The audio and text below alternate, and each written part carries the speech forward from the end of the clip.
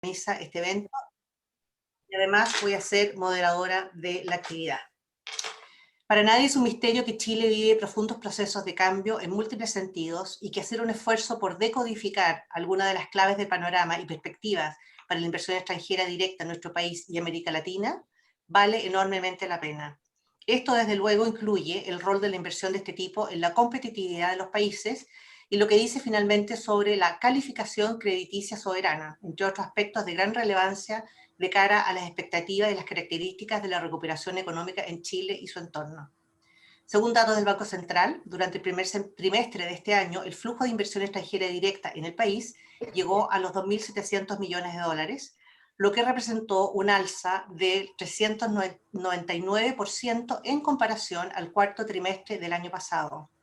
Sin embargo, al compararse en 12 meses, lo que se produjo fue una contracción del 55%, lo que podría dar cuenta de un escenario no tan auspicioso, algo que intentaremos develar en nuestra actividad de hoy día con nuestros ilustres panelistas invitados. Dicho esto, es un honor presentar a cada uno de ellos. Vamos a partir por, no hay orden de precedencia, vamos a partir por el orden de quienes van a exponer. Obtenemos en primer lugar a Gersan Zurita, que es vicepresidente senior y director de crédito de Moody's. Está a cargo del área de servicios al inversionista, en la que gestiona el desarrollo e implementación de la política crediticia en América Latina. Su carrera en análisis crediticio y banca corporativa abarca múltiples clases de activos, incluidas las finanzas estructuradas, soberanos, finanzas subsoberanas en los mercados emergentes, finanzas corporativas en Estados Unidos y financiación de proyectos e infraestructura a nivel mundial. Antes de Moody's, Gersan estuvo en MBIA, donde dirigió el análisis crediticio enfocado en transacciones en América Latina. Antes se desempeñó en Fitch, donde ocupó varias posiciones, entre ellas una en el Grupo Global de Infraestructura y Financiamiento de Proyectos, y fue miembro del Comité de Política Crediticia de Finanzas Corporativas. Luego tenemos a Cristian Rodríguez Chifel, que es Associate and Luxich Visiting Scholar en el David Rockefeller de Estudios Latinoamericanos de la Universidad de Harvard. Anteriormente fue director de Invest Chile, la agencia de promoción de inversiones de Chile, y antes de eso jefe de política de inversión y comercio internacional en el Foro Económico Mundial en Ginebra, Suiza. Ocupó diversos cargos en el Ministerio de Relaciones Exteriores de Chile, donde fue jefe negociador para asuntos medioambientales y desarrollo sustentable del Acuerdo Transpacífico, el famoso TPP, y abogado del Departamento de Servicios e Inversiones de la Dirección General de Relaciones Económicas Internacionales, la que hoy se conoce como la Subsecretaría de Relaciones Económicas Internacionales, la SUBRE. Y finalmente, pero no por ello menos importante, tenemos a Amparo Cornejo, que es vicepresidenta de Sustentabilidad y Asuntos Corporativos TEC Chile. Es la responsable de proporcionar dirección estratégica a las relaciones con las comunidades y el gobierno, los asuntos corporativos y las comunicaciones. Lidera los ámbitos de salud, seguridad, medio ambiente y sistemas comunitarios, así como las actividades de permisos ambientales. Entre sus logros destacados en TEC está la conducción de 2 procesos de consulta indígena durante el proceso de evaluación ambiental de los proyectos Quebrada Blanca 1 y Proyecto Quebrada Blanca Fase 2. El segundo de ellos, la mayor inversión minera de los últimos años. Pertenece al Comité Ejecutivo de Inclusión y Diversidad de TEC y es directora de la Sociedad Nacional de Minería, SONAMI. En el pasado trabajó en Bell South, Methanex Chile y Canal 13 de Televisión. En 2019 fue nombrada Ejecutiva del Año por la organización Women in Mining Chile. Bueno, habiendo presentado a nuestros distinguidos panelistas de hoy día, voy a darle la palabra a Gersan Zurita. Gersan, tienes la palabra. Hola, buenos días a todos. Muchas gracias, Loreto. Voy a compartir acá unas imágenes.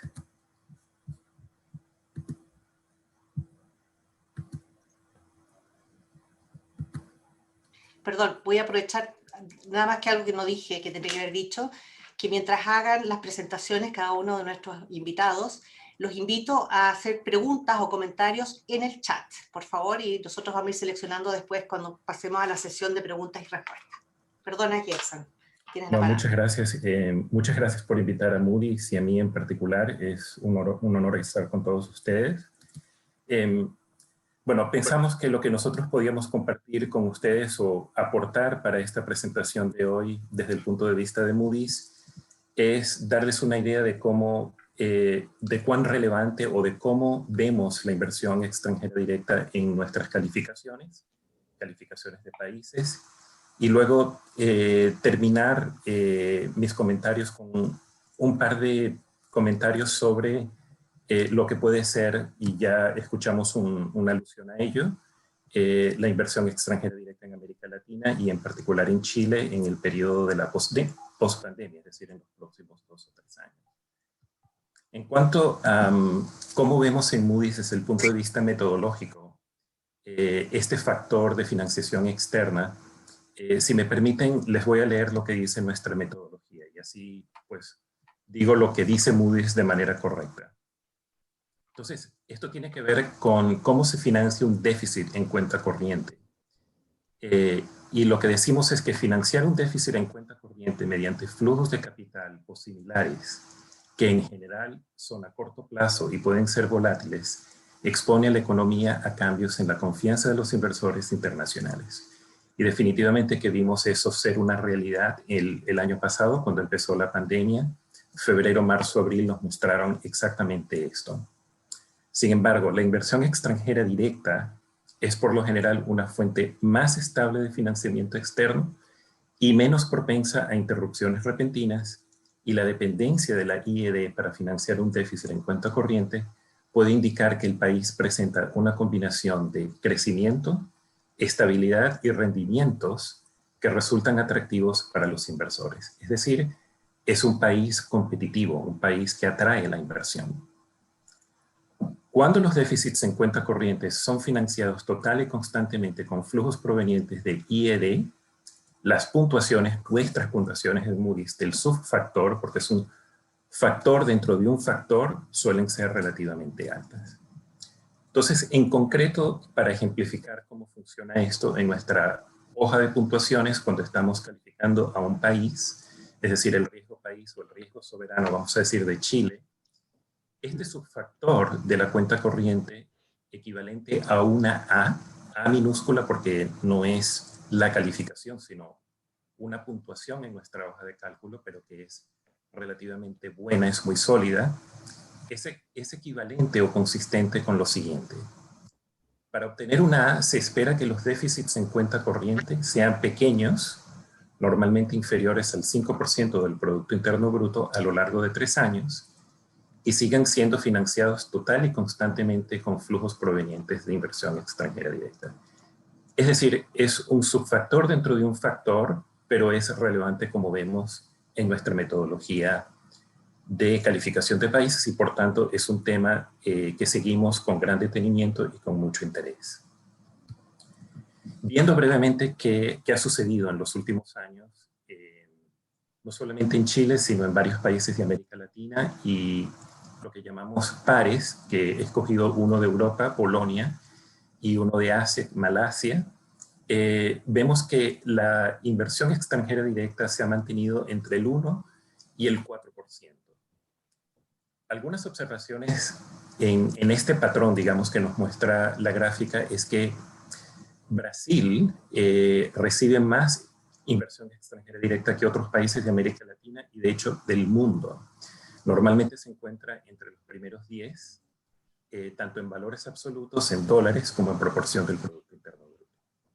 Otra observación es que México, a pesar de ser un miembro del Tratado de Libre Comercio de Norteamérica, no recibe tanta inversión como lo que vemos en Brasil, y esperaríamos tal vez algo diferente. Otra observación es que en Chile cae, como ya escuchamos, la inversión durante la pandemia. Sin embargo, todavía se mantiene similar a la de Polonia, que para nosotros es una economía avanzada, miembro de la Unión Europea, se beneficia mucho de inversión intraeuropea. Y por último, algo que tal vez puede ser un poco inesperado, es que Malasia, siendo parte del grupo de los tal llamados Tiger Cubs, o cachorro de tigre, por su alto ritmo de crecimiento en muchos años, recibe menos inversión directa que pares latinos. Entonces, son observaciones que hacemos porque tal vez no sea lo que esperábamos ver en los datos. En este mapa, lo que quería mostrar es para este grupo de países que ya les mostré, dos extremos.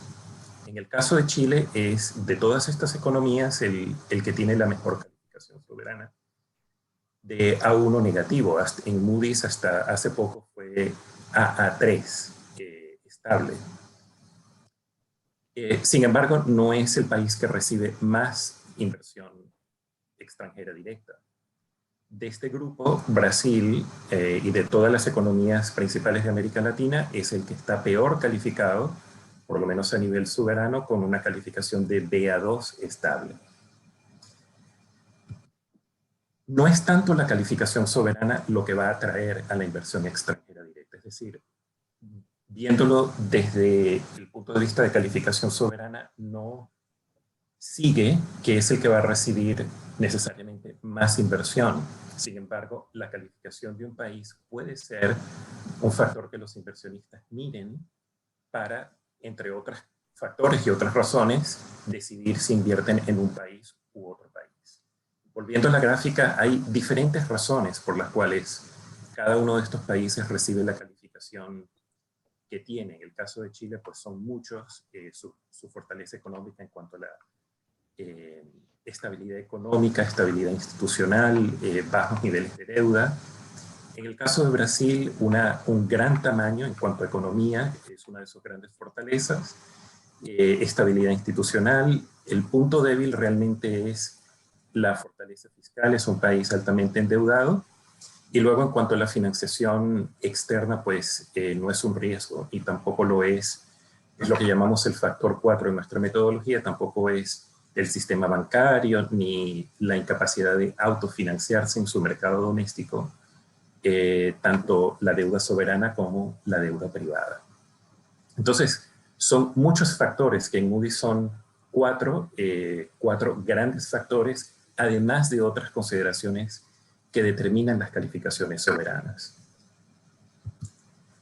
Lo que sí vemos que es bastante influyente es el tamaño de una economía, porque evidentemente es el tamaño del mercado lo cual puede otorgar grandes oportunidades para capital inversionista. Y aquí vemos cómo Brasil es el número 1, porque es la novena economía mayor del mundo. Entre el grupo que vimos es el más grande y de hecho es el que más recibe inversión. Al lado derecho lo que les muestro es que según las Naciones Unidas, viéndolo desde otro punto de vista, ¿cuáles son los países que más invierten fuera de ellos mismos? O mejor, dicho de otra manera, ¿cuáles son los residentes de estos países, o sea, empresas, individuos, en estos países, residentes de estos países que vemos a la derecha, que invierten más fuera de estos países? Esta lista se parece mucho a la que sería el reverso o lo opuesto, que cuáles son los países que más reciben inversión extranjera directa. Son más o menos los mismos. La diferencia es Chile. Chile invierte más, según las Naciones Unidas, fuera de Chile que lo que recibe de inversión, y Brasil recibe más inversión que lo que invierte fuera de Brasil. Entonces, eso es un poco interesante porque creo que nos puede ayudar a pensar en esta mesa de discusión en qué podemos esperar al futuro. Antes de ello, quería comentar que otro aspecto que leímos en la metodología de Moody's es el aspecto de la competitividad. ¿Cuáles son los factores de competitividad en un país que son directamente relevantes a este tema de la inversión? En este aspecto, según las encuestas del Foro Económico Mundial, pues Chile tiene una posición muy favorable, la más favorable de América Latina, con una posición número 31-32 de 141 países. Sin embargo, vemos que en cuanto a escala del mercado, es decir, las oportunidades que ofrece por su tamaño, no es tanto, se encuentra ya casi en la posición 50. Entonces, comparando, por ejemplo, y esto es algo que hacemos mucho en Moody's, porque la gran mayoría de los indicadores que vemos en nuestro trabajo de calificaciones es comparativo, es decir, son indicadores relativos. Y por ello muestro los países pues, que tienen la posición número 1 en cada uno de estos factores. En ese sentido, no sorprende entonces ver por qué Estados Unidos, China, son países que reciben miles de millones de dólares al año de inversión extranjera, y tiene que ver con las oportunidades que mercados de esa dimensión ofrecen a los inversionistas. Por último, y solo para provocar un poco de discusión, como vimos en la primera gráfica, Moody's, la propia proyección de Moody's, espera una normalización después del 2021 de este patrón de inversión. Pero yo quería mirar también fuera de Moody's y ver qué se espera por otros. En este caso, lo que vemos es la proyección del Institute of International Finance. Tienen tal vez una visión más pesimista que nosotros, donde la normalización no se da sino tal vez hasta el año 2023. Y aparentemente lo que está sucediendo allí es lo que ya decía, que chilenos están invirtiendo más, porque esto es un indicador neto, ¿no? Entonces, los chilenos están invirtiendo más fuera de Chile que los extranjeros están invirtiendo en Chile. Como decía, no es lo que esperamos en Moody's, pero sí otros esperan este tipo de patrón. Lo cual quiere decir que hay aún un déficit, se puede ver de esa manera, en cuanto al flujo de inversión de y hacia Chile. Es diferente a lo que se espera para Brasil. Tanto nosotros como el IIF esperamos una normalización dentro de los siguientes meses.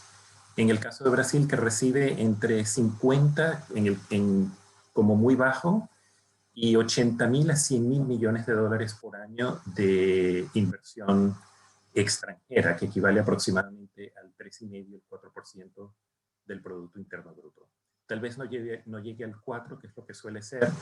No es un problema para Brasil. Brasil no genera déficits en cuenta corriente significativos. Normalmente oscilan entre el 0,5 y el 1,5% del PIB, lo cual quiere decir que se financian totalmente con la inversión extranjera directa. Pero solo como un comentario de un país que puede tal vez servir de referencia, siendo el que más recibe inversión en nuestra región.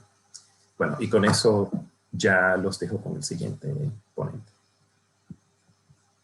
Muchísimas gracias, Gersan.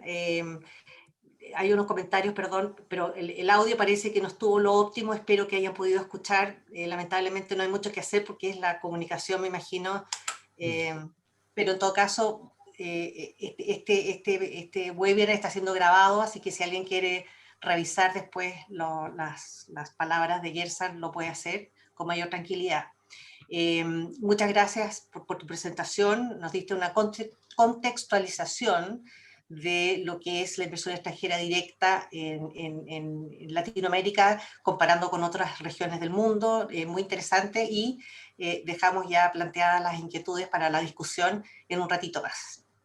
Ahora le voy a dar la palabra a Cristian Rodríguez. Cristian, tienes la palabra, por favor. Muchísimas gracias, Loreto. Dame 2 segundos para encontrar mi presentación. Compartir. Y tú me confirmas que sí se ve, porque yo no la veo aquí, pero ¿se ve? Sí, ahí está perfecto.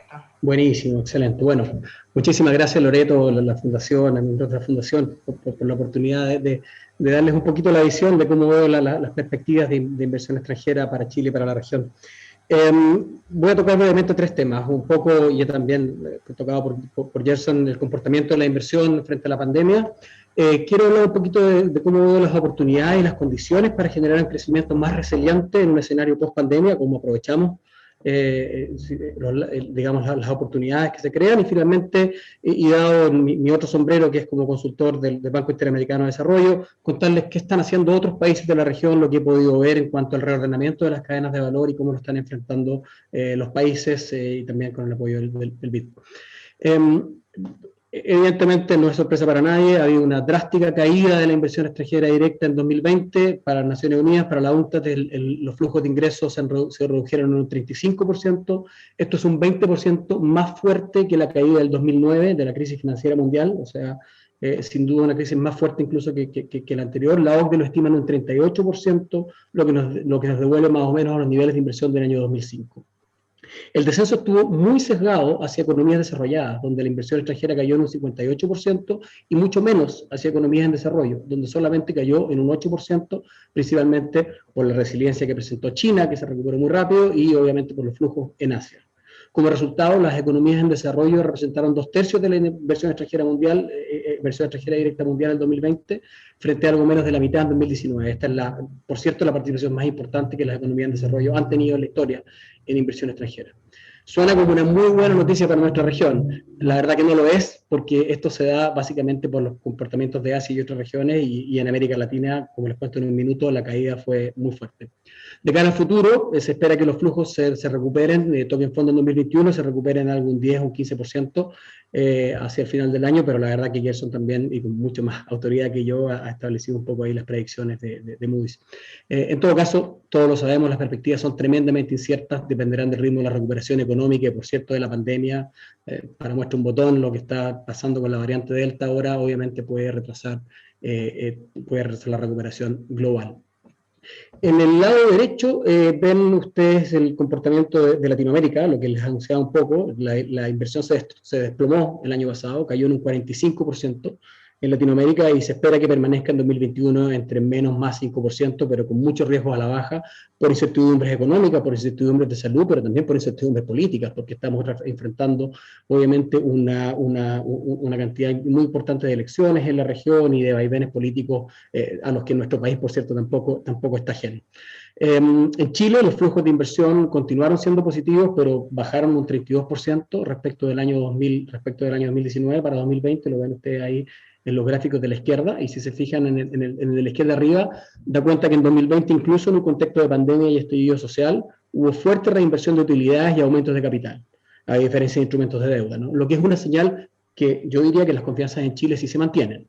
Ahora, lo negativo es que tras haber recuperado ¿no es cierto?, un tren positivo, si ven ahí, lo ven claro en los dos gráficos en realidad, que después del descenso que venía enfrentando la cifra de inversión extranjera en Chile desde 2012, logramos recuperar esto en 2018, 2019, y obviamente nuevamente nos enfrentamos a una baja, pero evidentemente eso también moldeado por la pandemia y sin duda también por el estallido social. También las proyecciones no son malas. A mayo de 2021, según el Banco Central, Chile ya ha recibido alrededor del 80% de toda la inversión que entró el año pasado, lo que evidentemente genera buenas expectativas, aunque tampoco se puede cantar victoria, porque evidentemente si salen capitales de Chile, esta cifra decrece. El problema, para todos conocido, es la alta dependencia que tiene Chile en cuanto a los recursos naturales. El gráfico demuestra ahí comparaciones con países que también son mineros, Perú, Australia y Canadá, y obviamente que si sumamos la participación, ¿no es cierto?, en la inversión que tiene la minería y otros recursos naturales en Chile, llegamos al sobre el 45%, lo que ninguno de estos otros países alcanza. Obviamente, por un lado es una bendición cuando nos encontramos en un buen precio del cobre, en un buen ciclo de los commodities, pero nos hace mucho más vulnerables a los ciclos de precios que otros países. O sea, por ejemplo, cuando terminó el superciclo de los commodities a principios de la década pasada, la inversión extranjera en Latinoamérica cayó alrededor del 20%. La inversión extranjera en Chile ese año cayó un 79%. Entonces, evidentemente, la pregunta es cómo generamos, manteniendo obviamente nuestras fortalezas en el sector primario, cómo generamos las condiciones para habilitar un crecimiento más resiliente. Yo creo que lo primero ahí, dado especialmente las circunstancias, las discusiones que hay en Chile en este momento, es aclarar el rol de la inversión extranjera. Y aquí solamente quiero dar un dato de la Corporación de Bienes de Capital. En los últimos 20 años, el 40% de toda la formación bruta de capital fijo en Chile, o sea, toda la inversión productiva, lo generaron las empresas extranjeras, el 40%. Sin embargo, el 10% de las empresas del país son empresas extranjeras. El 10% de las empresas del país que son extranjeras generaron el 40% de la inversión productiva. Estas mismas empresas generaron el 65% de las exportaciones de bienes y el 85% de las exportaciones de servicios de Chile. Entonces, el mensaje es la inversión extranjera directa ayuda, diversifica y sostiene en buena parte de la economía, y yo creo que es importante que ese mensaje se escuche fuerte, claro, evidentemente también con los resguardos que debe tener, obviamente, las regulaciones de la inversión extranjera, pero el mensaje de que la inversión extranjera dinamiza una economía, que parece obvio, y creo que probablemente en este foro donde debemos ser, quizá le estoy predicando un poco al coro, ¿no? Pero evidentemente en la discusión de Chile, eso hoy creo que es importante resaltarlo en cada una de las oportunidades. La IDE, lo decía Gerson, la IDE post-pandemia, ¿cómo la vemos? ¿No? Importante señalar que hay múltiples variables que determinan el arribo de la inversión extranjera directa. No somos del tamaño de Brasil, no lo vamos a hacer. Por tanto, hay cosas de las que no nos podemos ocupar. Tenemos cobre, no tenemos otros medios. Entonces, de las cosas que hay o que no hay, uno no se ocupa de lo que puede, ¿no? Y en eso creo que es muy importante que políticas activas de promoción de inversión, especialmente en momentos como este, surjan de los países que están interesados en atraerla, ¿no es cierto? De infraestructura, por ejemplo, donde Chile lo hace muy bien. Aquí está el presidente Frey, que fue evidentemente, ¿no es cierto?, un conductor de todo el API que hizo infraestructura, que ha hecho en Chile de infraestructura, pero también, por ejemplo, de formación de capital humano, donde Chile no lo hace bien. Y lo que nos pasa hoy día es que tenemos la infraestructura para muchas cosas, está llegando la óptica, data center, toda la infraestructura digital, y resulta que hay que traer al capital humano desde afuera porque no tenemos en Chile nadie que pueda, no tenemos la suficiente cantidad de trabajo calificado para poder desarrollarlo. Entonces, este es el rol también de la promoción de inversión extranjera. La promoción de inversión extranjera de un país no solamente tiene que salir a buscar al inversionista, tiene que generar las condiciones habilitantes en el país para que ese país sea interesante. Y yo creo que ahí Chile está al debe. Chile tiene una muy buena agencia de inversión extranjera, yo creo, y tuve el privilegio de dirigirla, pero siendo bien franco y sin color político, una agencia que no tiene el apoyo político suficiente, independiente del gobierno de turno, para poder desarrollar su rol, que no es solamente atraer y cerrar un negocio, sino que también conducir esos cambios administrativos y legislativos y en el entorno de inversión que hagan a Chile un país más interesante. Al final del día, la agencia tiene que ser un advocate, no un abogado, para que las empresas extranjeras que buscan hacer las cosas bien puedan instalarse en el país. Lo segundo, la posición competitiva de Chile evidentemente hoy es preocupante. Hay una pérdida de liderazgo, todos lo sabemos, la competencia ya no es solo regional, sino también global, la alta concentración de liderazgo del sector primario de la que hablaba, y eso sumado a algo que no voy a mencionar, pero seguro salen las preguntas y respuestas, la incertidumbre de la discusión constitucional. Pero tampoco es muy distinto a lo que ocurre en el resto de la región, la verdad. Y en ese sentido creo que tenemos un país todavía tremendamente sólido, con muchísimas cosas que ofrecer, y es momento de ocuparse.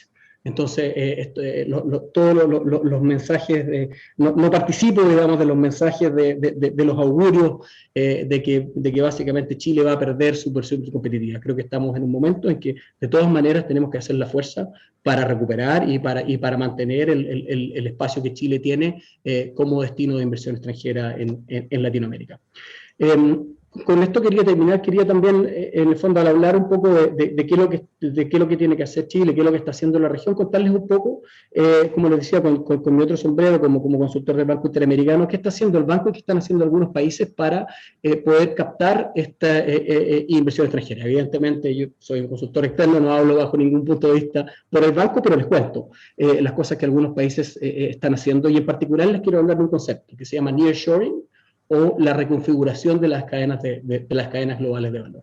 Básicamente la tesis es la siguiente: las cadenas de suministro se están acortando, buscando menores costos, menores riesgos, mayor agilidad, mayor time to market. Existe un mayor interés en asegurar el suministro de productos estratégicos, un mayor interés en reducir huella de carbono. Evidentemente, antes de la pandemia, la guerra comercial generaba muchísimas barreras en cuanto a aranceles, barreras tecnológicas, etcétera, mecanismos de screening, y por supuesto la crisis del COVID-19 también ha interrumpido las cadenas de suministro globales y ha aumentado la demanda por su agilidad y su resiliencia. Entonces, la tesis es que se está produciendo una reconfiguración de las cadenas globales de valor mayor en el mundo. McKinsey señala que el 93% de las grandes empresas están haciendo planes para aumentar la resiliencia de sus cadenas de suministro, y que el 54% de las grandes empresas que atiende McKinsey planean cambios en sus cadenas de suministro luego del COVID-19. Gartner entrevistó a 260 empresas líderes encuestadas, y un tercio señalaron que iban a reestructurar sus cadenas de suministro en el año 2023. UBS señala que el 76% de las empresas estadounidenses que tienen operaciones en Asia han relocalizado o piensan hacerlo fuera de Asia en los próximos años. Entonces, Nuevamente, los beneficios de participar en las cadenas globales de valor, evidentemente no los voy a repetir, creo de nuevo que estamos entre convertidos y todos entendemos que es importante estar inserto en ellas, pero sí hago la precaución de que creo que es importante para personas como las que estamos en este seminario, que entreguemos y mantengamos siempre el mensaje de la importancia de posicionar al país, la relevancia de la integración. Y cuando digo integración, no solamente exportar, sino que integrarse en las cadenas de valor, para que el país finalmente pueda dar el salto cuantitativo al desarrollo que todos buscamos. La mala noticia es que la región está extremadamente atrasada en su participación en estas cadenas. El gráfico de arriba ustedes ven el comercio intrarregional, en Europa naturalmente son una unión aduanera, son cerca del 60%, pero en Asia subieron un 10% en 20 años y ya llegan al 40%, y resulta que en Latinoamérica el comercio interregional decreció en los últimos 20 años y es menor al 15%. Y hablando de las cadenas de valor, el valor agregado extranjero incorporado en las exportaciones, en la Unión Europea es sobre el 40%, en Asia llega al casi el 35%, en América Latina es menos del 20%. No estamos incorporados en las cadenas y es donde yo creo que este reordenamiento dado por la guerra comercial, dado por el COVID y otros, genera una oportunidad. Para terminar, el concepto un poco que ofrecemos es el nearshoring, la reconfiguración de las cadenas globales de valor post pandemia. Creo que los ganadores tempranos que develen oportunidades a inversionistas serán los países que atraigan activamente a empresas que busquen relocalizarse, y hay países que tienen sendas estrategias de nearshoring instaladas, como ProColombia, por ejemplo, como Costa Rica y varios países de Latinoamérica que ya están desarrollando esto con profundidad. Pero esto obviamente no es solamente salir a pescar con la caña al inversionista en el extranjero, sino que también presionar por tener este ecosistema de inversión adecuado y las condiciones habilitantes de las que les he hablado. Simplemente contarles, como les digo, que el BID está generando una estrategia a nivel regional que busca apoyar a los países en la concreción de estas oportunidades, y alguna de las cosas que el BID hace es identificar sectores de interés, empresas que buscan relocalizarse, traspasar esta información a los países, promoción y financiamiento de la inversión, infraestructura, muy importante, sofisticación de capital humano, mejora de servicios logísticos, etcétera, y creo que también podría ser una buena idea que Chile pudiera continuar ese camino. Encantado de seguir conversando, hay muchas cosas de las que no conversamos, pero una presentación inicial. Muchísimas gracias. Muchas gracias a ti, Cristian. Nos has bombardeado con una cantidad de información impresionante, muy interesante. Te agradecemos mucho. Vamos a tener que revisar. Les quiero decir a todos que todo el material de este webinar va a ser subido a nuestra página web, incluyendo este video que está siendo grabado, más las presentaciones también, y para poder tomar nota de los múltiples números que nos dio Cristian, que yo no alcancé a tomar, pero que me parecieron súper relevantes. Así que muchas gracias, y iremos en la parte de preguntas y respuestas a profundizar un poco en algunas de las cosas que nos planteaste. Sin ir más lejos, voy a dar la palabra ahora a Amparo Cornejo, de la empresa minera Teck. Amparo, tienes la palabra. Hola, muy buenos días. Muchas gracias nuevamente, Loreto, por esta valiosa oportunidad de estar compartiendo una mirada sobre la inversión extranjera directa, y quiero agradecer también a los panelistas que presentaron previamente dando este contexto. Yo voy a hacer una mirada un poquitito distinta, una mirada como bien granular de lo que significa un proyecto de inversión extranjera directa relevante, como es el que nosotros estamos construyendo hoy día en Chile, pero primero voy a intentar compartir la pantalla, si es que lo puedo hacer.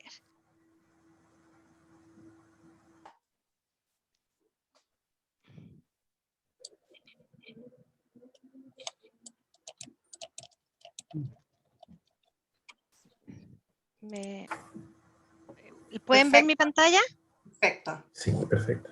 Perfecto. Bueno, como les decía, lo que yo voy a compartir con ustedes es un poco la experiencia, obviamente desde la minería, que Cristian refería tanto en su presentación, que es el pilar hasta ahora de la economía del país, pero me parece muy relevante por dos elementos. Uno, porque se trata de un proyecto, de la materialización de un proyecto muy significativo, un megaproyecto minero que no ocurría en Chile de la inversión privada desde hace más de 10 años.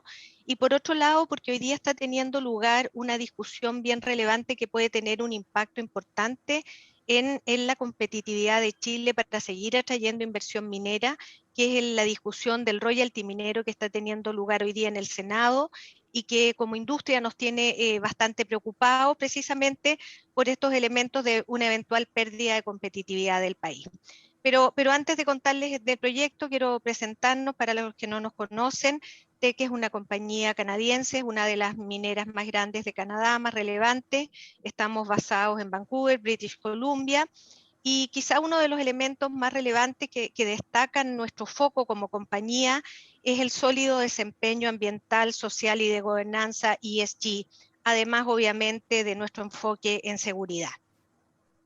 Nuestras operaciones están ubicadas en las Américas y todos nuestros proyectos, cobre, zinc y carbón metalúrgico, son proyectos, tenemos assets de muy buena calidad y estamos muy enfocados, como obviamente en el contexto mundial actual, enfocados en el desarrollo y en el crecimiento de la producción de cobre, y es ahí donde Chile juega un rol muy relevante para nosotros porque estamos creciendo significativamente a través de este proyecto.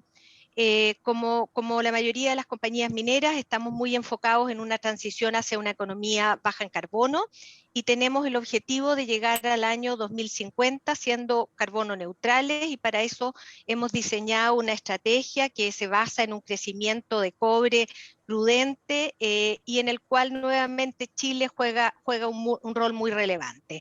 El tema de contar con energía renovable es muy importante, y en nuestro país ya hemos asegurado el 100% de las energías renovables para una de nuestras operaciones, que es Carmen de Andacollo, y para el proyecto Quebrada Blanca fase 2, que es sobre el cual les voy a conversar en más detalle, ya tenemos asegurado un suministro de un 50% de energía renovable para el inicio de nuestra operación, que está previsto para el segundo semestre del próximo año.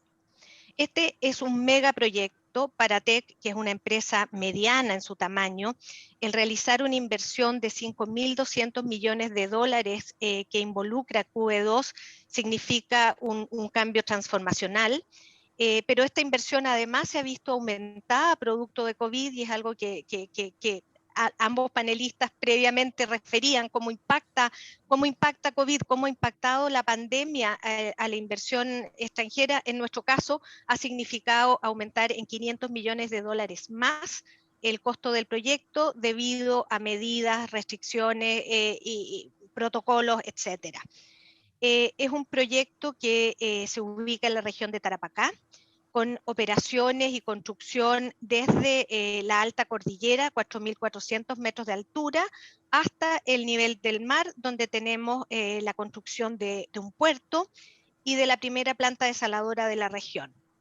Considera concentradora, horas lineales, por lo tanto, en verdad es un proyecto de gran relevancia y muy amplio, y obviamente la construcción durante la pandemia ha sido bastante desafiante. A pesar de ello, hoy día estamos generando 20.000 puestos directos de trabajo en la construcción, lo que en el actual contexto del país es extremadamente relevante. Pero naturalmente quizás uno de los aspectos más importantes tiene que ver con el enfoque actual que tiene la minería, de hacer una minería sustentable, inclusiva y diversa. Y ya les explicaba, estamos construyendo una planta desaladora. Este proyecto va a operar completamente con agua desalada, y nosotros ya hicimos una devolución de derechos de agua al Estado. Muchas veces eso es uno de los temas que se conversa mucho y se cuestiona sobre el uso del agua en la minería, pero un caso concreto tiene que ver con la decisión de una compañía de decir devolvemos los derechos de agua. Ya les expliqué lo de la energía renovable. Hay un gran enfoque en la preservación del patrimonio cultural. La región de Tarapacá es una región muy rica en arqueología, y producto del desarrollo de este proyecto hemos podido encontrar hallazgos arqueológicos muy valiosos y además preservarlos. Y quizás un elemento muy relevante tiene que ver con la relación con los pueblos originarios. En el caso nuestro, hemos establecido acuerdos de largo plazo durante toda la vida de la operación del proyecto, acuerdos de beneficio mutuo con comunidades indígenas. Y quizás un elemento que muchas veces no es muy visible, pero en nuestros casos somos socios de NAMI, por lo tanto la empresa nacional de minería tiene un 10% de participación además de nuestra operación de Carmen de Andacollo, también aquí en Quebrada Blanca fase 2, lo que tiene un impacto económico muy relevante a futuro. Cuando hablamos de estas grandes inversiones, muchas veces cuesta llevar la mirada al impacto que esto tiene a nivel regional. Nosotros el 2015 le encargamos a Roberto Saller hacer un estudio que pudiera medir cómo sería el impacto concreto que tendría Quebrada Blanca fase 2 en la región de Tarapacá, y así pudimos estimar, en ese entonces los números han cambiado, la situación económica del país ha cambiado, el proyecto se ha modificado, el precio del cobre es otro, por lo tanto es una mirada conservadora. Y la estimación de Roberto es que la actividad de QE2 genera durante al menos los 10 primeros años de su operación, es responsable de cerca del 13% del crecimiento del PIB regional. Y si hablamos de impuestos, que es un tema que está bastante en conversación en estos días, durante los 10 primeros años de operación del proyecto, el pago de impuestos al Estado, y no estoy considerando aquí lo que significan los dividendos para ENAMI, equivaldría a la construcción de 3 hospitales o a una línea de metro. Recién vimos ayer todo el impacto que tiene dar a conocer una construcción de una nueva línea de metro que fue aprobada por el CEA. O 32 escuelas públicas o más de 3.000 viviendas sociales. Quizá uno de los aspectos más invisibles, pero que son extremadamente relevantes en las regiones, tiene que ver con el impacto social de la minería, y quizás ese es uno de los elementos que también está hoy día en discusión, que tiene que ver cuánto de lo que deja la minería en verdad se queda en la región, y yo creo que como industria estamos totalmente de acuerdo que eso debería ser mucho mayor, que los impuestos que la minería paga deberían quedar en la región. Pero además de eso, hay impactos muy directos sociales que son muy relevantes. Les explicaba estos acuerdos que tenemos con las comunidades, que son acuerdos de largo plazo, con estándares idénticos a los que tenemos en Canadá, son acuerdos de beneficio mutuo. También tenemos acuerdos con sindicatos de pescadores, mesas de trabajo, hay programas de monitoreo participativo para evaluar temas como calidad de aire, calidad de agua. Muy relevante el programa de empleo local y desarrollo de proveedores. Yo creo que lo que decía Cristian de generar mayor valor tiene mucho que ver en ese aspecto, y yo creo que ahí la minería todavía tiene muchísimo que realizar, y hoy día cuando estamos hablando de proyectos en los cuales la tecnología está presente, con camiones autónomos, con un centro integrado de operaciones remoto desde Santiago, yo creo que hay un esfuerzo muy grande que podemos hacer en ayudar a desarrollar capital humano en las regiones con esos niveles de tecnología, y no solo para empleo de segunda o tercera categoría. Obviamente programas sociales, durante COVID, como todas las compañías mineras, hemos concretado aportes muy relevantes para las regiones. Estamos desarrollando un proyecto que partió antes de COVID, que se llama Cobre y Salud, en la región, en el Hospital Regional de Iquique, para medir cómo el cobre ayuda a controlar las infecciones intrahospitalarias. Yo creo que ahí, después de la pandemia, este es un ámbito que vamos a seguir desarrollando con mucho foco. Estamos trabajando con el Consejo de Monumentos Nacionales en un plan arqueológico mayor de nuestra huella como proyecto, y tenemos también un programa junto a ONU Mujeres que se llama Originarias, que está destinado a desarrollar a mujeres indígenas en las áreas donde la actividad minera tiene lugar. Para ir concluyendo, creo que la minería va a seguir siendo un motor de la economía del país. Si miramos hacia adelante, post pandemia, otras empresas como la nuestra, tenemos una cartera de crecimiento de cobre muy relevante, y como ustedes pueden ver, en el futuro mediano plazo tenemos al menos 2 grandes proyectos que también nos gustaría poder realizar en Chile. Obviamente cada vez es más difícil, es más lento y es más complejo convocar a otros inversionistas para seguir invirtiendo en minería, y los elementos que explicaban mis antecesores sobre la estabilidad jurídica, la certeza, son muy relevantes para que esa inversión extranjera se venga a Chile y no se vaya a otros proyectos como los que vemos en nuestra propia cartera de crecimiento, que pueden estar en Norteamérica o también en Centro o Sudamérica. Por lo tanto, creo que cuando hablamos de inversión extranjera, de repente vemos estos grandes números y no tenemos esta perspectiva más local de lo que significa este impacto, y un poco ese ha sido el enfoque que yo he querido compartir con ustedes. Muchísimas gracias, Amparo. Muy interesante y justamente cumpliste con lo que nosotros nos interesaba, que nos dieras un poco una visión de lo que significa la inversión de una empresa extranjera en Chile, el impacto que tiene, los beneficios, y lo mostraste además en términos muy gráficos, ¿no? Que se traduce el pago de impuestos, por ejemplo, en cosas muy concretas. Nos permitiste magnificar lo que significa y la importancia que tiene que podamos mantener este flujo de inversiones a través de empresas tan importantes como la de ustedes, que además quiero mencionar, TEC también es miembro de la fundación, así que estamos muy orgullosos de tenerlo como socios. Vamos a dar paso ahora a las preguntas y respuestas. Yo tengo una pregunta, justamente voy a partir por Amparo, y que tiene que ver con lo último que mencionaste, Amparo, sobre la estabilidad institucional, de política del país y lo que viene.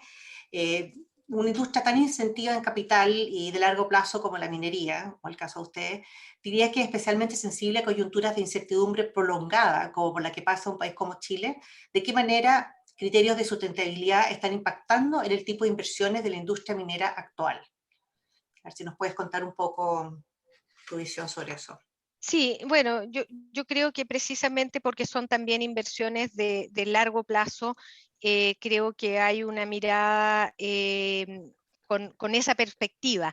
Entender que los problemas y las dinámicas sociales de los países obedecen a situaciones más profundas y mirar con una mirada más de largo plazo, esperando que la estabilidad y los procesos como los que está Chile tiendan a lograr un equilibrio social distinto, de manera que precisamente la inversión sea más estable. Yo creo que una de las mayores preocupaciones para la industria ha tenido que ver con este proyecto de ley de royalty minero, no por el proyecto de ley en sí, sino por el proceso que se siguió en la primera etapa en la Cámara de Diputados, que fue muy rápido, fue sin un proceso de diálogo y de consulta y de revisión técnica de largo plazo. Creo que hoy día lo que se está desarrollando en el Senado, donde se está haciendo una revisión muy acuciosa con la participación de expertos, escuchando a todos los sectores, creo que es absolutamente legítimo, y en la medida en que esos procesos se desarrollen de esa forma, pensamos que lo que buscamos como inversionistas extranjeros es precisamente que haya una mayor estabilidad a largo plazo. Entonces, en resumen, yo creo que los cambios sociales son razonables, son propios de los países. Lo importante es que las medidas que pueden impactar a una industria tan relevante como ha sido la minería se tomen con una perspectiva de largo plazo y entendiendo también los ciclos propios de los commodities, y no pensando solamente en una coyuntura puntual de precios altos como la que estamos viendo hoy día, sino que mirando más a largo plazo y entendiendo además que la inversión extranjera y la inversión es cada vez más difícil en minería. Entonces, ¿cómo mantenemos esa competitividad a futuro? Muchísimas gracias, Amparo. No sé si Cristiano Gerson quieren comentar algo sobre esto o damos paso a otra pregunta. ¿No? Bueno, ahora una pregunta para Gerson. ¿Crees que el aumento acelerado de la deuda chilena como porcentaje del PIB, que algunos calculan podría llegar al 50% en 2 o 3 años, puede afectar la calificación del país seriamente y a partir de ahí los flujos de inversión extranjera directa? Está sin micrófono, Gerson. Perdón, ¿me escuchan? Sí, sí, ahora sí. Definitivamente que el crecimiento de la deuda como porcentaje del PIB puede afectar la calificación. De hecho, crece de un modo bastante acelerado y particularmente desde el inicio de la pandemia se ha hecho un esfuerzo fiscal tal vez de los mayores del mundo, en el caso de Chile, para contrarrestar los efectos económicos de la pandemia.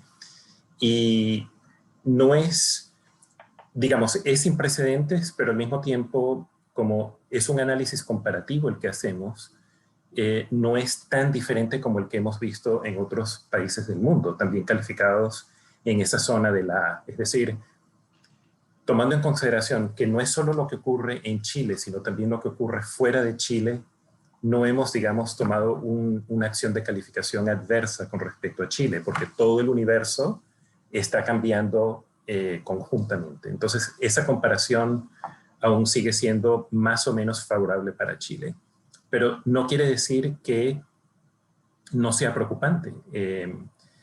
No es preocupante desde el punto de vista de acceso a capital, en el sentido de que Chile tiene capacidad interna de financiar su deuda, pero si digamos llegamos al 2022, 2023 y ya Chile comienza a compararse de manera desfavorable con otros países que tienen calificación similar, eso puede llevar a una reducción en la calificación. Ahora, que eso se traduzca a no poder atraer inversión externa directa, yo lo dudo mucho. Yo creo que son factores más bien como los que comentó Amparo ahora, son factores más tipo de institución, como qué tipo de incentivo o incentivo opuesto al incentivo, es decir, un incentivo a no invertir por cambios que no se han pensado muy bien o que no se han considerado los diferentes tipos o diferentes puntos de vista para llevar a cabo un cambio en la ley tributaria o en la ley minera, sea el cual fuere. Esos factores institucionales creo yo que pueden influenciar de mayor manera a un cambio, digamos, de A1, A2, A3 en la calificación de Chile. Inclusive, como decía, no hay una correlación directa en la calificación soberana y la inversión. Vemos como Brasil, el peor calificado de las mayores economías de América Latina, en BA2 es el que recibe más inversión directa en América Latina. Muchísimas gracias, Gersan.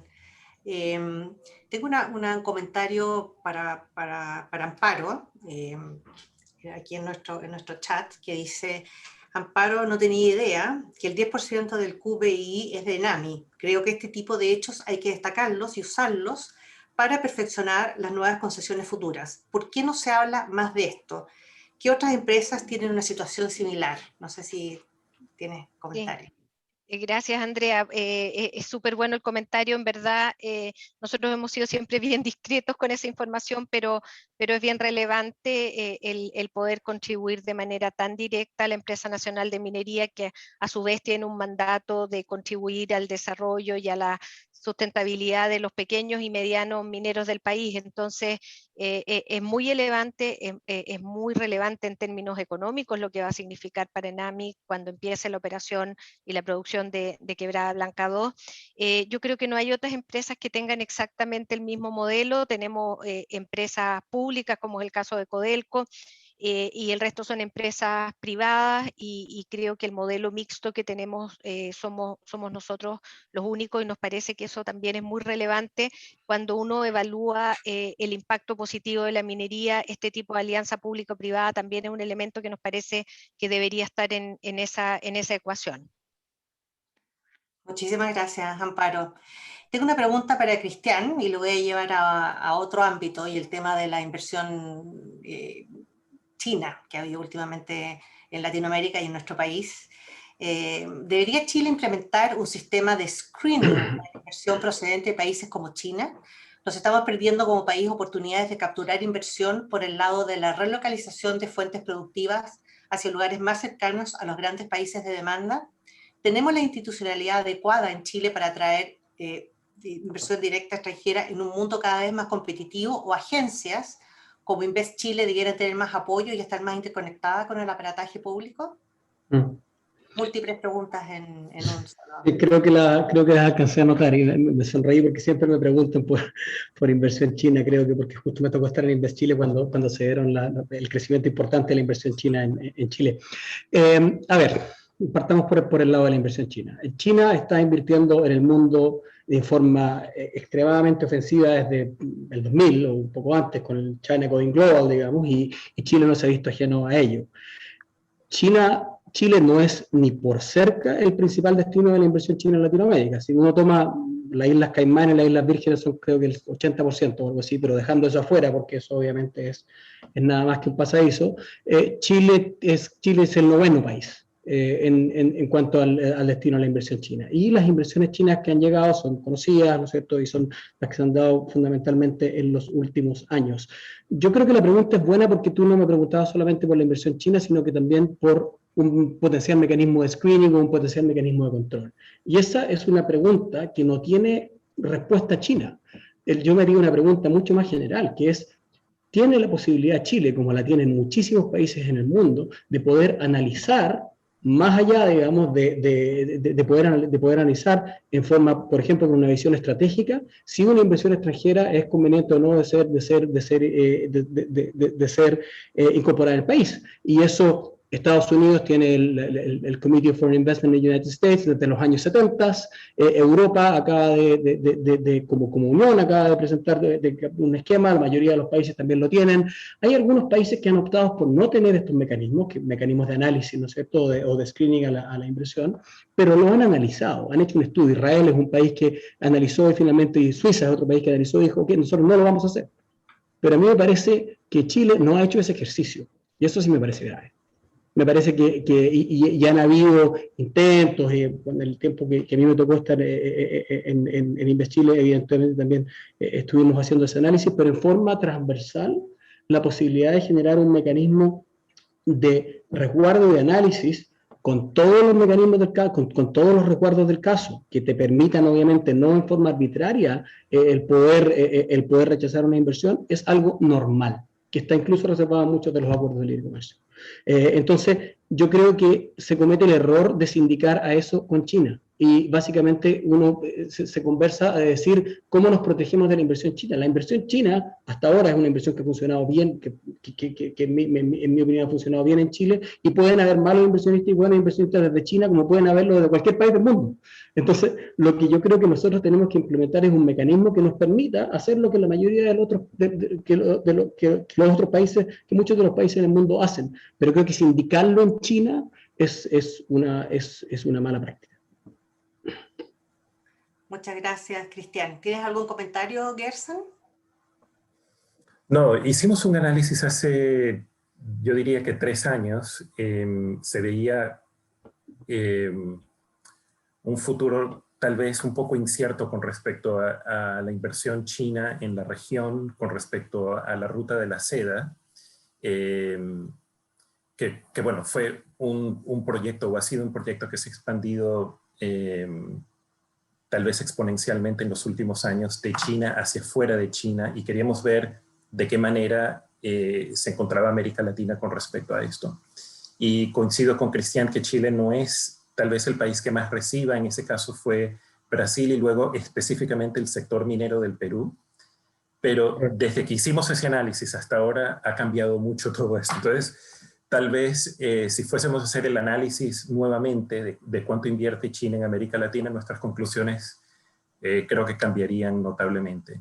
Yo sí entiendo la pregunta también desde el punto de vista de lo que ha sucedido en ciertos países como Colombia, cuando se ha invertido, creo que se han tal vez, no sé si ignorado es la palabra, pero definitivamente que se han saltado ciertas normas con respecto a derechos laborales que se exigen tal vez de inversionistas domésticos y de otras regiones del mundo y que no se han acatado en el caso de la inversión china, y eso puede causar mucho ruido y causar, digamos, una revisión inclusive de la estrategia del país con respecto a si aceptar o no inversión extranjera en general, no solo la China.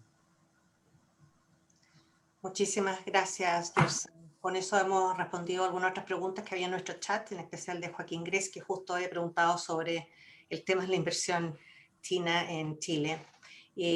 Para Cristian, de nuevo, ¿dónde crees que están hoy las principales oportunidades de inversión extranjera en Chile, más allá de industrias intensivas como la minería?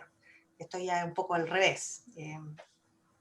Yo creo que, a ver, un poco ahí hay que ir, evidentemente, es básicamente ir a InvestChile y ver dónde Chile está poniendo hoy el acelerador, ¿no?, en los distintos sectores. Evidentemente, el sector tecnológico es muy importante. Creo que Chile se está transformando en un hub de data centers para Latinoamérica, que es una oportunidad súper importante porque eso crea, de nuevo, ecosistema.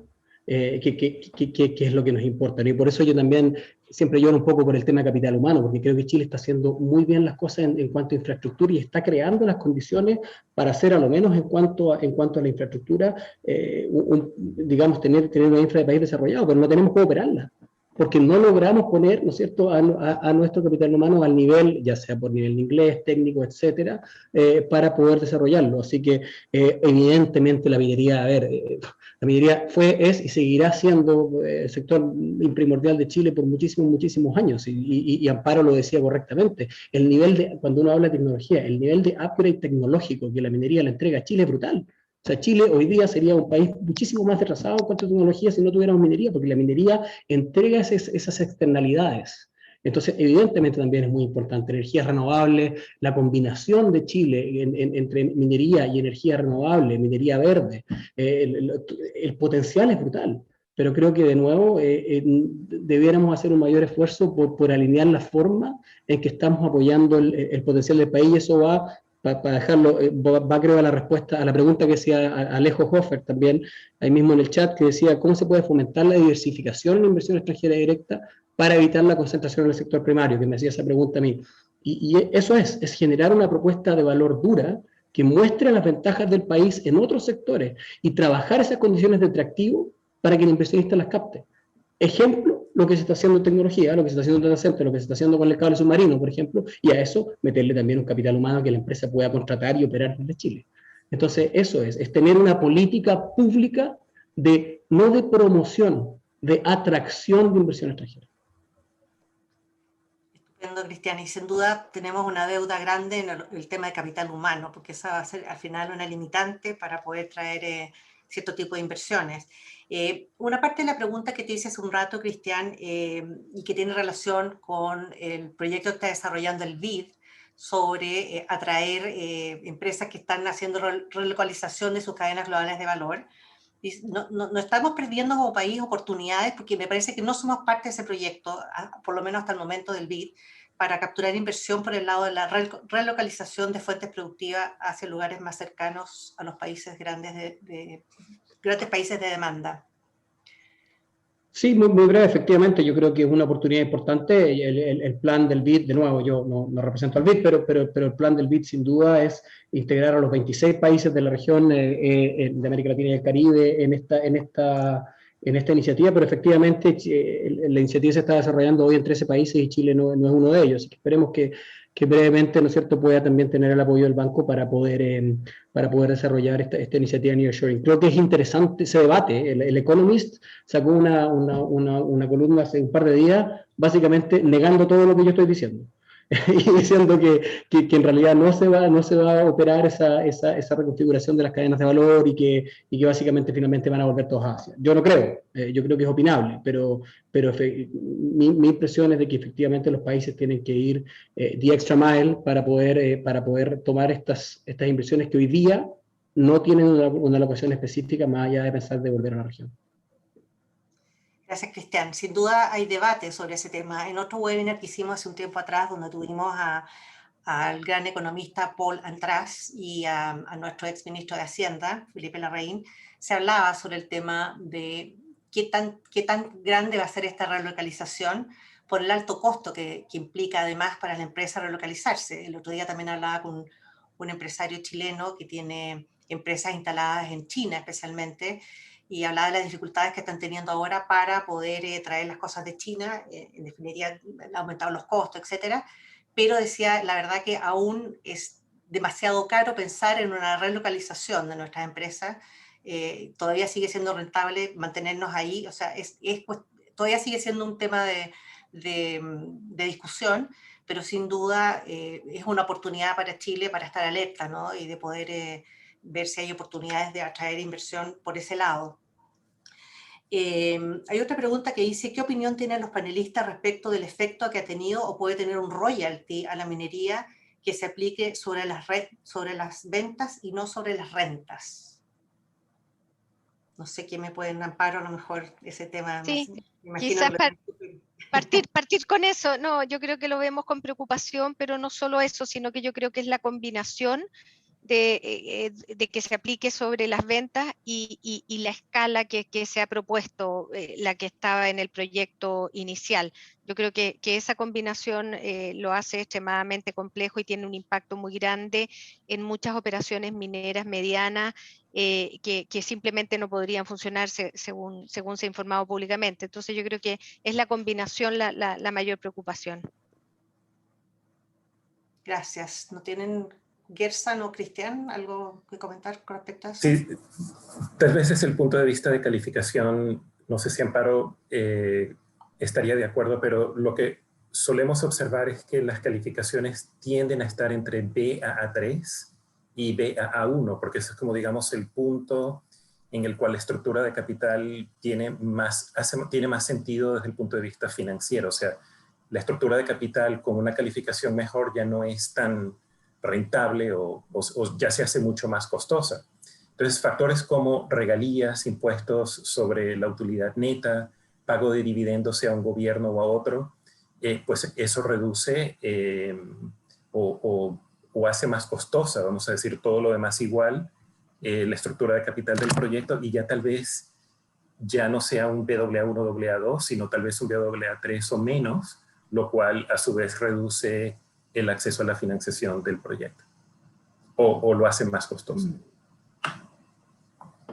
¿Cristian? Yo creo que frente a Amparo y Gerson podemos pasar a otro tema. Ok. Ok, muchas gracias. Tengo acá una comentario, pregunta de Georgina Núñez, que es de la CEPAL. Dice, interesantes presentaciones. Y dice, me parece que es en el análisis de la inversión extranjera directa es importante complementar la evolución de los componentes de esta inversión extranjera directa. Aportes de capital, reinversión de utilidades y préstamos entre filiales, sobre todo para mirar la verdadera desinversión. Yo agregaría el concepto de nearshoring, el de ally-shoring, recientemente utilizado por el presidente Biden, quizás hasta está haciendo referencia al TMEC. Aquí me pilló Georgina. No sé si quieres tomar la palabra, Georgina, y explicar un poco más. Yo la puedo descifrar. Vale, gracias. Si quieres. Yo creo que sí, la primera parte, digamos, el tema de aporte capital, reinversión de utilidades, un poco lo destacaba yo en la presentación, ¿no? de que efectivamente la inversión que ha entrado en Chile en el 2021 es eso, no es deuda. Entonces, es una buena señal. O sea, uno pensaría que frente al estallido social y frente al obviamente al COVID, entran instrumentos de deuda básicamente para pagar y sobrevivir, pero no, básicamente son mecanismos para financiar nueva inversión. Así que completamente de acuerdo con ello. Lo del ally-shoring, básicamente es, a ver, en el fondo es, si te entiendo bien, Georgina, pero básicamente no es solamente mover tus mecanismos, tus medios de producción, etcétera, y las inversiones a tus países cercanos, sino que tus países aliados, ¿no? Y en eso hace una referencia, obviamente, a la renegociación por parte del gobierno del presidente Trump, pero creo que bienvenida, por cierto, por este gobierno demócrata, del tratado del NAFTA, que ya no se llama NAFTA, sino que se llama el tratado de México, Estados Unidos y Canadá. Y yo creo que eso es correcto. O sea, evidentemente, yo creo que evidentemente no es solo nearshoring, no es solo ally-shoring. Creo que evidentemente no es políticamente correcto hablar de ally-shoring, pero digamos como Cristian Rodríguez, persona natural, te digo que evidentemente me parece que es un punto súper importante y me parece que los países y los gobiernos tienen que entenderlo también. O sea, uno no puede... digamos, no puede estar danzando sobre la delgada línea roja eternamente. Y creo que en este caso, evidentemente, hay mayores flexibilidades hoy día con el gobierno de Estados Unidos, pero durante el gobierno del presidente Trump la vida era dura. ¿Estás conmigo o no? Digamos.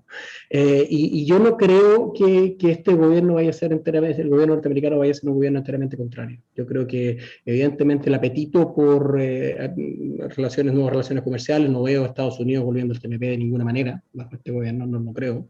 Y digamos con un status quo importante en cuanto a este tema. Así que yo creo que en ese sentido, evidentemente, esto es alta política, pero hay que estar inmensamente atento no solo al concepto de nearshoring, sino que el concepto de ally-shoring y cuáles son las demostraciones políticas que hay que hacer para poder también ir de la mano de las inversiones. It's realpolitik, no es juego. Muchas gracias, Cristian, por la aclaración y por tu opinión también muy valiosa. No sé si Gersan, ¿quieres decir algo sobre el tema de Estados Unidos y el ally-shoring? Bueno, específicamente en eso no, pero sí me pareció muy, muy válido el punto de Georgina en cuanto al detalle. Es algo que como analistas hacemos, no solamente qué entra, sino también qué sale, cuánto entra, cuánto sale, si es equity, si es deuda, cuáles sectores, cómo se compara con otros países. O sea, todo eso es importantísimo. No es suficiente solo ver, digamos, el número que se publica, sea por el Banco Central o el que fuere. El detalle es importante. Y en cuanto a lo de ally-shoring, creo que esto venía de antes, pero creo que sí, y esto lo vemos desde el punto de vista no tanto de comercio, sino también de la cadena de suministro a nivel global, es qué confianza tiene el productor en cuanto a dónde van, de dónde provienen los insumos que les van a llevar a la producción de lo que producen y si sigue siendo competitivo en cuanto a precio y colocación en mercado. Eso yo creo que van a ser temas que seguirán siendo muy importantes en los próximos años. No es un tema que se va a exhaustar, o sea, va a seguir siendo muy relevante. Muchísimas gracias, Gersan. Tengo una pregunta que es un poco más ya pensando, que no lo hemos tocado en este webinar, no es el tema del webinar en particular, pero un poco lo que está pasando en el mundo global, ¿no? Y lo que se ha llamado la guerra entre China y Estados Unidos, etcétera. ¿Ven factores geopolíticos ustedes globales en el corto o mediano plazo que pueden afectar seriamente los flujos de inversión extranjera directa en Chile y en la región a raíz de todo esta nuevos conflictos o nuevos grupos de poder que están ocurriendo ahora en la actualidad? No sé, Cristian, tú que estás dando vueltas por todos lados. Feliz, sí. Sí, evidente, creo que es un poco lo que hemos estado hablando, yo también el sentido de la pregunta de Georgina, o sea, creo que evidentemente lo estamos viendo hoy día con las autorizaciones o denegaciones a inversiones, por ejemplo, entre China y Estados Unidos, todos los temas, lo que han sido los temas tecnológicos, la guerra del 5G, internacionalmente, ¿no? Lo que está pasando con Huawei, ni hablar, etcétera, y creo que evidentemente en la medida que las tensiones geopolíticas aumentan, esto solo puede ser peor, y es un poco lo que yo comentaba, de que evidentemente ahí es un tema que se transforma desde un tema evidentemente solo económico a un tema donde la política es importante. El Ministerio de Relaciones Exteriores, la parte política del Ministerio de Relaciones Exteriores de Chile tiene un rol importantísimo en cuanto a la inversión extranjera.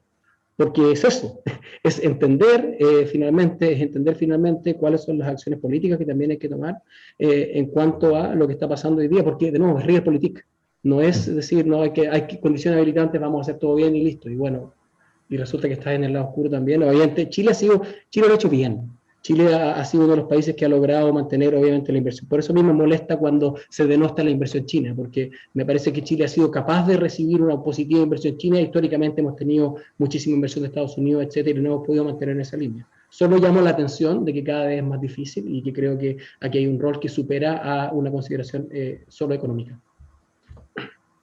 Muchísimas gracias, Cristian. Otra pregunta, ¿cómo evalúan ustedes el rol jugado hasta ahora por el CIADI, que es el Centro Internacional de Arreglo de Diferencias Relativas a Inversiones?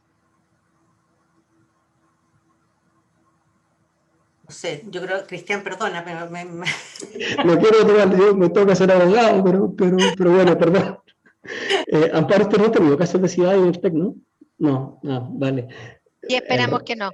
Y esperan que no, sí, como todo. Bueno, básicamente el CIAE es el Centro Internacional para Arreglos de Diferencias en Materia de Inversión del Banco Mundial, y es uno de los tribunales que básicamente se ocupa de resolver las demandas que inversionistas extranjeros presentan en contra de estados soberanos, de acuerdo a acuerdos internacionales que estos estados soberanos han suscrito entre ellos, básicamente lo que se conoce como acuerdos bilaterales de inversión, y hoy día, dando la explicación, que también están comprendidos dentro de los tratados de libre comercio y sus capítulos de inversión. El rol de CIAE evidentemente ha sido un rol, ha sido cuestionado porque lo que el mecanismo busca finalmente es que los inversionistas reciban o puedan tener, digamos, una protección que va más allá de la protección diplomática que podría entregarle su propio gobierno, y entonces entregan esta posibilidad de mandarlo, y hay países que han evidentemente tenido que sufrir esto y pagar muchísimo dinero, muchísimos decenas y centenas de millones de dólares a inversionistas por básicamente el quebrantamiento de las garantías ofrecidas en estos tratados. ¿No es cierto? Evidentemente es muy conocido el caso argentino, evidentemente, y muchos otros países han abandonado el CIAE, ha sido el caso de Venezuela, ha sido el caso de Bolivia, Ecuador, que abandonó el CIAE con el presidente Correa, reingresó hace 3 semanas. Entonces también esa es la pregunta. Evidentemente si hay países que abandonan, pero hay países que también retornan, ¿no? Porque yo creo que aquí un poco la pregunta sería para, en el caso de Amparo no han tenido casos, pero la pregunta también es más directamente a los inversionistas. Cuando tú haces y pones y decides invertir 7 billones de dólares en un país, necesitas también que ese país te garantice que si él hace las cosas mal, vas a poder tú ir a un tribunal internacional como es el Banco Mundial, como es Naciones Unidas acá en Viena, y poder demandarlo. Entonces, evidentemente es controvertido, y creo que, con esto cierro, creo que en la discusión constitucional que se viene en Chile, el término CIADI se va a empezar a hacer conocido. Creo que vale la pena, digamos, incorporarlo para los que no lo tienen en el radar, porque sin duda el tema de la protección de inversiones va a ser un tema que va a entrar en la discusión constitucional probablemente. Muchísimas gracias, Cristian. No tenemos más preguntas por ahora. No sé si alguien quiere hacer algún comentario. Presidente, usted que ha sido muy elocuente en defender la inversión extranjera, sobre todo en algún webinar pasado, toda inversión, dice usted, más allá que si es China o no, lo importante es que cumplan con las disposiciones, las leyes, las normas que hay en Chile. No sé si quiere hacer un breve comentario antes de ir cerrando ya nuestro webinar. Está sin micrófono, presidente. Gracias, Loreto, por la invitación, y gracias para poder hacer algunos comentarios. La verdad es que quiero en primer lugar felicitar a los expositores.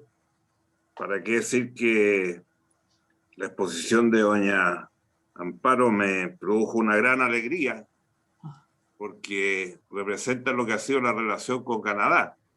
Fue el primer país del mundo desarrollado que nos abrió las puertas, y ya en 94, junto con México y Estados Unidos, nos ofrecieron entrar al tratado del NAFTA, pero eso no resultó porque Estados Unidos, el Congreso nunca dio el fast track, pero ya en 97, 98 firmamos en Ottawa primer acuerdo de libre comercio con un país desarrollado, y eso se ha mantenido, se ha alimentado, y creo que este proyecto que ella ha escrito es una muestra de las buenas relaciones que tenemos entre los dos países a todo nivel, y lo que es un ejemplo, yo diría, para toda nuestra América Latina.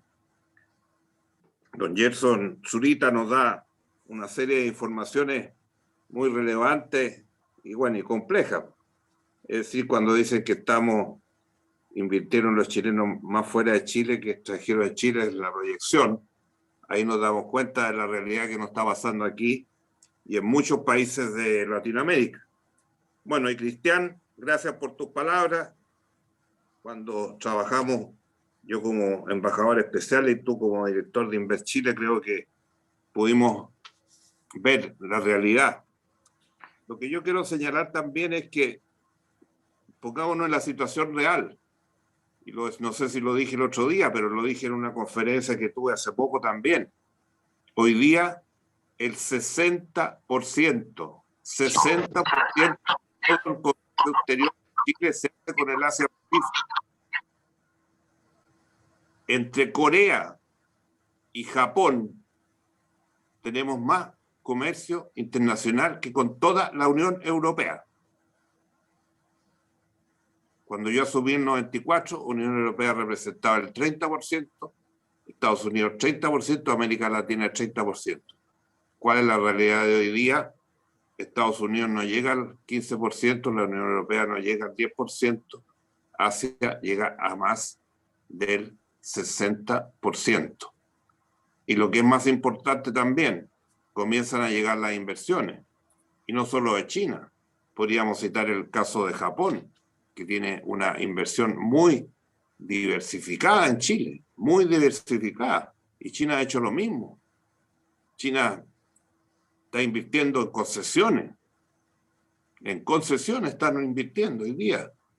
En fin, en energía renovable estamos haciendo grandes acuerdos en materia de observación astronómica, pero más que discutir el tema de todo el componente que usted ha presentado, porque son los expertos y me parece muy bien las exposiciones, pero el punto central hoy día, y cuál es mi preocupación más grande con respecto a lo que pasa en nuestra América Latina. En América Latina, primero, no tenemos procesos de integración. Todos los procesos de integración han fallado. Cuando Cristiana habla de las cadenas de valor, ¿qué cadenas de valor si no somos capaces ni de firmar un tratado de protección de inversiones en América Latina? Echamos a andar la Alianza del Pacífico, que ha sido un experimento muy bueno y muy bien reconocido en todas partes. Resulta que los países ahora se van, porque México, que era un socio importante en esto, para América Latina no existe. Estados Unidos, están preocupados todos, por fin nombraron embajador. ¿Sabían ustedes que teníamos 3 años sin embajador de Estados Unidos en Chile? Eso significa respetar a un país que es importante. Nada, no le importa. 3 años sin embajador de Estados Unidos en Chile. Entonces, aquí tenemos un problema grave nosotros. No somos capaces de integrarnos. Se decía el avance tecnológico de Chile, por ejemplo. Ya hemos licitado el 5G, se viene la fibra óptica, estamos hablando de una fibra óptica austral que vaya desde América Latina por el Pacífico, donde no hay fibra óptica. Y hoy día la conectividad de Chile, la mayoría de los países de América Latina, excepto Brasil, que es una excepción en América Latina porque es un país grande, un país de 8, pero con los problemas que tiene, ya estamos viendo la competencia electoral que se viene y quiénes son los dos candidatos. Yo no sé qué futuro va a tener ese país. Entonces, la inestabilidad que tenemos es tremenda. Veamos lo que está pasando, lo que ha pasado en estos meses, lo que ha pasado en Perú. 28 de julio tiene que asumir el presidente, llevamos más de 2 meses, no se sabe. ¿Qué pasó en Ecuador? Que está a punto de volver Correa. ¿Qué ha pasado en Colombia en estos últimos días? ¿Qué ha pasado en Venezuela? Que tiene 5 millones de venezolanos viviendo en los distintos países de América Latina. Y la guinda de la torta estos días, Cuba. 60 años después, miseria, hambre, destrucción, y los campeones de los derechos humanos resulta que ahí están matando a la gente. La están matando primero de hambre y si protestan las matan. Esa es la historia. Entonces, ¿cómo podemos competir en este mundo? ¿Cómo podemos hacer fibra óptica austral? Que se necesita un volumen mínimo que no tenemos. Chile es un país de 19 millones. ¿Cómo puede hacerse Chile solo una fibra austral desde América Latina hasta el Asia? No, necesita socios, necesita crear cadenas de valor. Lo mismo en la infraestructura. Hoy día América Latina, desgraciadamente, por lo menos en la zona Pacífico, no tenemos grandes infraestructuras para ir al Asia.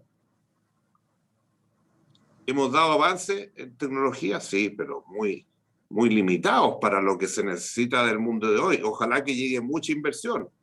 Y lógicamente que necesitamos hacer esas licitaciones sin poner veto a nadie, porque si además de la situación tan estrecha que tenemos para avanzar en estas inversiones tecnológicas, vamos a empezar a poner veto a distintas empresas o a distintos países, ¿qué derecho tenemos nosotros de hacer esos vetos? Como decía Loreto, aquí se recibe toda la inversión que respete las leyes chilenas y que respete las normas chilenas. Y por eso que la inversión extranjera de China que se ve en Chile no es la misma inversión extranjera de China que se ve en Cuba o que se ve en Venezuela, ni la que se ve en muchos países del África. Absolutamente distinto. Porque tenemos tratados, tienen que respetarse, tenemos tratados de protección de inversiones, está toda la legislación chilena que ellos tienen que respetar, y aquí no hay discriminación para la inversión extranjera si cumple con todas las normativas legales. Y eso es lo que les da fuerza a un país pequeño que tiene una red de acuerdos con más de 64 países en el mundo, que representan casi el 85% del PIB mundial, y que nos permite que hoy día tengamos no solamente ese porcentaje de crecimiento en las exportaciones y en las importaciones, sino que hoy día parte importante de la actividad económica de Chile es que desde hace 25 años asumimos la globalización y no nos asustamos para ir y construir estos acuerdos que nos permiten competir en el mundo. Si no, no podríamos competir. Entonces, ese punto es lo más fundamental. Aquí hay un periodo de inestabilidad política muy grande en América Latina, y en Chile incluido.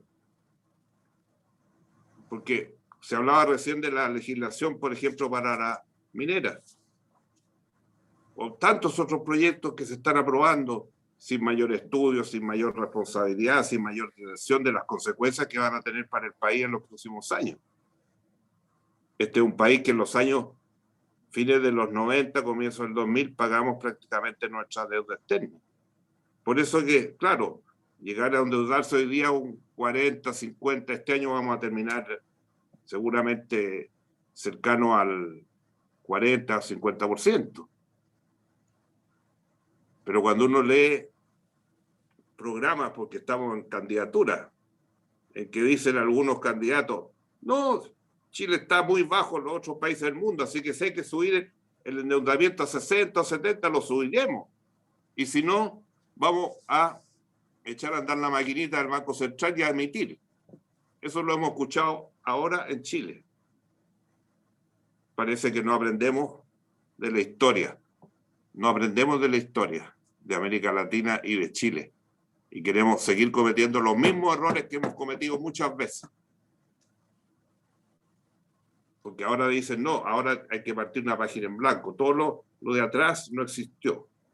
Lo de atrás hay que suprimir 30, 40, 50 años de historia de Chile. Los mejores años económicos reconocidos por todos los organismos del mundo. Eso hay que suprimirlo, no puede existir más. Entonces, ¿qué pretendemos? Si así no se construyen los países, vamos a volver, si eso pasa, vamos a volver a cometer los mismos errores de hace 30, 40, 50 años atrás y tantas veces que no hemos repetido. Así que esa es mi preocupación. El gran tema es, hoy día América Latina, que no hay integración, cada país se rasca con sus propias uñas. Veamos en la época de la pandemia, nos dedicamos uno a otro a criticarnos por lo que hacíamos adentro, en vez de dedicarnos a unirnos todos y ir a comerciar vacunas para poder vacunar a la población, que es la única solución para la pandemia. Felizmente Chile, gracias a todas sus relaciones internacionales, a sus acuerdos, ha logrado tener hoy día más de 40 millones de vacunas. Estamos ya 85% de la primera y 75% con la segunda vacuna, y esperamos dentro de un mes ya estar terminando eso. Pero no podíamos haber negociado todos los países de América Latina en conjunto. Tener laboratorios, tener farmacéuticas que produzcan esas vacunas en Chile, por lo menos ahora comenzamos a hablar también de eso. Entonces, pero eso, reitero, el tamaño del mercado nuestro es muy pequeño. tenemos que competir. Y por eso tenemos que unirnos. Y no tenemos la capacidad de unirnos. Y lo que decía Cristian respecto al tema de las cadenas de valor, que es fundamental. La infraestructura. Si no tenemos infraestructura en América Latina para competir en el mundo. Y por eso que hoy día bajan las inversiones, somos menos. Cada vez somos menos, tenemos menos voz en el mundo. Y bueno, tendría tantos otros comentarios que hacer. Yo creo que me encantaría que Estados Unidos tomara una acción y mirara a América Latina en lo que está pasando en Cuba, en Nicaragua, en Venezuela, en fin. Pero el presidente Biden tiene en su primera, me da la impresión a mí, en sus primeros 4 años va a tener que preocuparse primero de sus problemas internos, que son complejos, muy complejos, y segundo, reactivar la economía, buscar los acuerdos como lo está haciendo con la Unión Europea. América Latina quedará para un segundo término. Pero bueno, gracias por la oportunidad, porque por lo menos escucharlos, ver los proyectos que se están construyendo, levanta el ánimo y dan ganas de seguir luchando para que no repitamos nuevamente como nos ha pasado tanto en América Latina, porque no queremos reconocer la historia. Yo siempre digo, cuando uno llega a ser presidente, tiene que entender que llega con su historia detrás, que uno no va a cambiar la historia o la va a suprimir por una declaración. Y uno para gobernar necesita la historia, sobre todo para no cometer los mismos errores que hemos cometido tantas veces. Así que gracias por la invitación y siempre dispuesto a participar con la Cámara y la Fundación Chilena del Pacífico. Muchas gracias, presidente, por sus comentarios y por su experiencia, o transmitir experiencia de tantos años, primero gobernando y después siguiendo muy de cerca todo lo que se hace, así que le agradecemos mucho sus puntos de vista. Tenemos un comentario aquí de Joaquín Gres que dice: don Eduardo, muy de acuerdo con su preocupación, difícil situación a nivel nacional y de nuestro continente, así que se aprecian mucho los comentarios. Ya estamos en la hora, así es que vamos a dar por terminado este webinar. Los dejamos invitados para una próxima oportunidad. Tenemos temas muy interesantes en nuestra programación. Vamos a hablar sobre el hidrógeno verde, que es un tema importante en nuestro país para explorarlo, donde también tendremos experiencias aplicadas sobre empresas que ya están trabajando con el hidrógeno verde para producir otros productos verdes. Y bueno, en fin, tenemos también pendiente un webinar, presidente, que queremos tener con el tema de Estados Unidos y la relación con Chile, que surgió a partir del webinar pasado que tuvimos, que quedamos de explorar eso, ya que no teníamos embajador, ahora ya tenemos a un embajador nombrado, sí, pero es interesante saber cómo nos ven. Yo creo que nos ven poco, pero es interesante explorarlo. También tenemos un webinar sobre las pymes, distintos productos y distintos programas a nivel privado y público que hay para apoyar a las pymes, así que también los dejamos invitar a ese webinar que viene próximamente, y también sobre el aporte que quiere hacer Corea en la Alianza del Pacífico, que a pesar de que, tal como lo dijo el presidente, la Alianza del Pacífico está pasando por momentos difíciles, pero yo creo que es en estos momentos cuando el interés de otros países puede revitalizar este proceso de integración que esperamos que vuelva a tomar ritmo de nuevo, como lo hizo anteriormente. ¿Te puedo hacer un alcance antes de que termine? Es que estoy leyendo un libro de Steven Pinker, La defensa de la ilustración. Tiene un capítulo que se llama La progresofobia. La progresofobia. Imagínense qué significa. Lo interesante es, este libro fue publicado en una primera edición el año 2018, pero para entender lo que está pasando en América Latina, lo que está pasando en Chile, en Perú, en Venezuela, en Colombia, en Cuba y otras partes, realmente vale la pena. Si no lo han visto, se los recomiendo, porque levanta el espíritu.